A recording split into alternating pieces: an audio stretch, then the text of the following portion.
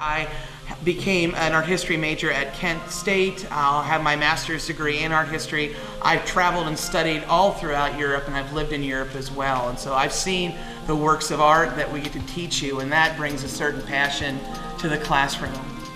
I think all of us hold our breath, when they start talking about cuts, critical cuts. No one ever talks about cutting sports, by God, never, because it makes money for the community, and I guess they see art as not making money for the community. I never knew that art was supposed to be a financial gain of some kind.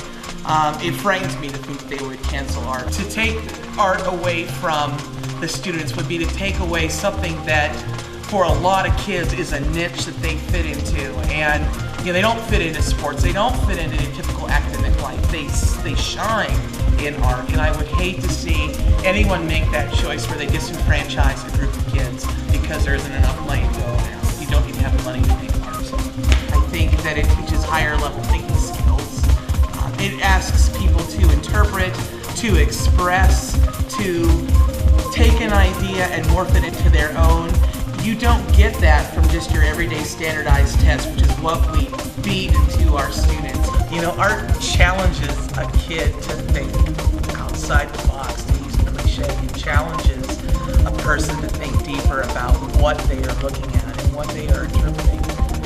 I think a lot of people look down upon the craft trade of arts, meaning like knitting, pottery, scrapbooking. I know they kind of don't seem like painting or painting, but they are something that kids can express themselves with. I tell you, I see a lot of my students that just doodle, that just sketch, and to me that is a form of art. It's a form of expression.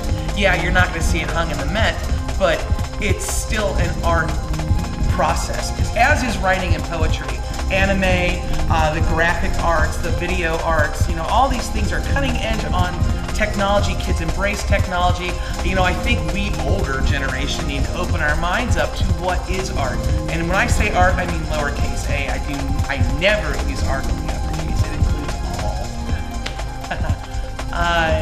I think art is a mirror on society. I think it definitely, when you look at what people create, you can tell what's important to them. You can tell what's going on in their mind. I think it depends on what you love. I think that's what you think is a superior form of art. And so for me to say, oh, it's painting, oh, it's sculpture, oh, it's writing as the only form of art, that would be to neglect truly what art is.